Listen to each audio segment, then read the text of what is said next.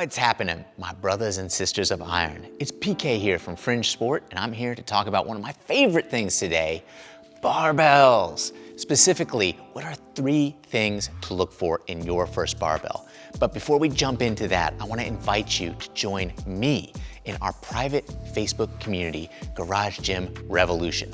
Linky below. Also, give us a follow on Instagram @Fringe Sport.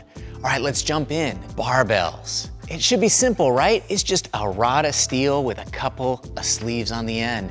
But if you even go to our website, we've got 20 different barbells on that website. And we've got these weird words, knurl, whip, spin, all this stuff. Where do you even start? Well, I'm gonna walk you through it right now. Okay, 3 things to look for when you're buying your first barbell. Number 1, I'm gonna tell you, buy once, cry once. Spend a little bit more money than you think you need to on a barbell. The reason for this is you can get a cheap barbell for like 100, 150 bucks, something like that. But a cheap barbell, while it's gonna lift the same amount of weight, it's not gonna be a joy to lift on. You're watching me here, I'm the CEO of Fringe Sport. I have thought so much about the knurling, these little crosshatch marks here. I thought so much on, should it have that crosshatch here? How much should this shaft bend when you're lifting? How much should this spin? So me and my team have spent over a decade obsessing about stuff like this. If you spend on a cheap barbell, you're gonna get barbell technology that was originated in the 50s or 60s and was basically built by the lowest bidder just to produce some cheap piece of you know what. If you spend a little bit more, if you step up to the $200 to $300 range for a barbell, you're gonna be able to get a great barbell that someone has thought about all of these things, trying to make your lifting experience amazing. And if your barbell is awesome, every time you wrap your hands around that knurling, you are gonna wanna do violence on that barbell and you're gonna wanna lift. The other thing is, an inexpensive barbell is not gonna grow with you. Whereas if you spend just a little bit more, if you crest that $200, $300 mark for a barbell, you're gonna buy a barbell that not only has a lifetime warranty, but it's literally gonna last your lifetime and probably the lifetimes of your kids. It's gonna be a family heirloom. You're gonna pass this thing down through the ages, providing the gift of strength to you and your descendants. All right, number 2 thing is gonna be buy a general purpose barbell. What does general purpose mean? Well, there are specialized deadlift bars, there's specialized squat bars, there's specialized powerlifting bars, there's specialized bars to hit this muscle or that muscle, this thing, that thing, all that stuff. No.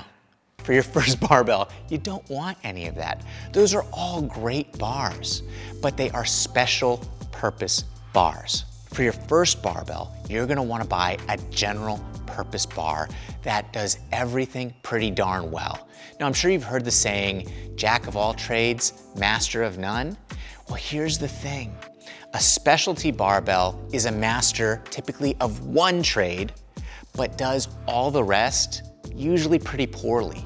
However, a general purpose barbell, actually, it's the jack of all trades, and it does everything pretty good, like really well. It doesn't have these trade-offs here or there. It's just a really good general purpose bar. And by the way, if you're looking for something like that, I would recommend going with a Wonder Bar from Fringe Sport or the Bomba Bar from Fringe Sport. Both amazing general purpose barbells. Check those out. We've got a link below. So go with that general purpose bar over a specialty bar. As your lifting journey continues, you can add specialty bars to your bar arsenal, and they will be amazing. But start with a general purpose bar. It's gonna serve you well for a long time. Okay, number 3. The number 3 thing is think just a little bit about what your training style is and is likely to be in the future when you buy that general purpose bar. What do I mean by this? Well, if you are going to be a power lifter or a bodybuilder, or if you're training for football, or if you're trying to be a CrossFit competitor, these are all different things. And while you can get a general purpose bar that will do all these pretty well, there are a few little trade-offs in them. So let's talk about what those little trade-offs might be. Let's say a powerlifting bar versus a cross-fitting bar. So there are a few differences in what a powerlifter might want in a barbell versus what a CrossFitter might want in a barbell. Let's start with the knurling. The knurling is that cross-hatching that's on the bar. A CrossFitter is gonna tend to want a mild to moderate knurling on the bar. And the reason for that is they're gonna be doing a lot of high rep exercises. A powerlifter is gonna want a very aggressive, some might even call it cheese grater knurling on the bar, because a powerlifter is after absolute strength, absolute power, and they don't ever want that bar to slip from their grasp. Whereas a CrossFitter, if they're presented with a bar with that cheese grater knurl, it is gonna tear their hands up. Additionally, a CrossFitter typically does not want the knurl in the center of the bar. The reason for this is CrossFitters often lift with their shirts off. So if they've got that knurl in the center of the bar, it's gonna chew up their back a little bit. Powerlifters are the exact opposite.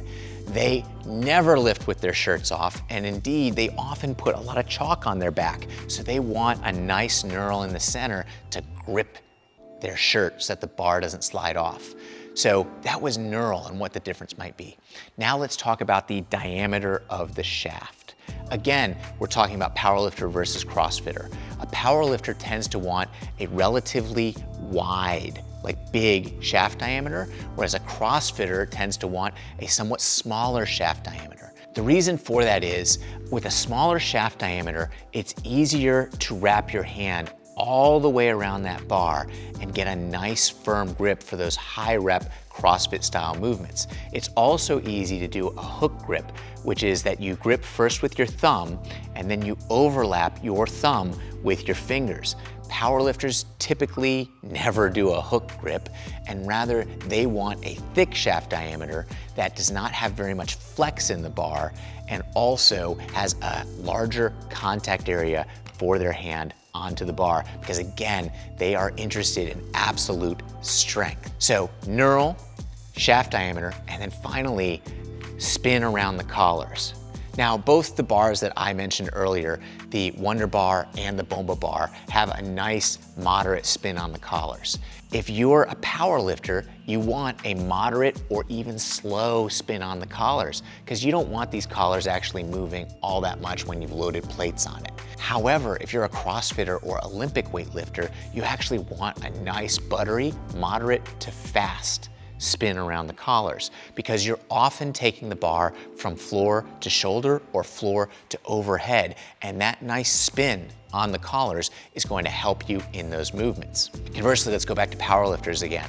If you've got a bar that has a really fast spin and you're doing a bench press, it might actually mess with your bench, because as you're benching, the plates might be making the collars move, and that has some like little rotations that actually can really mess you up when you bench. So those are 3 things that you need to think about when you're buying your very first barbell, and I really hope that this has been helpful. This has been Peter from Fringe Sport. Remember to join me in our private Facebook group, link below, and also follow us on Instagram at Fringe Sports. Also, give us a like, give us a comment. I read every single comment. And you know what I'm gonna say, lift heavy, lift happy.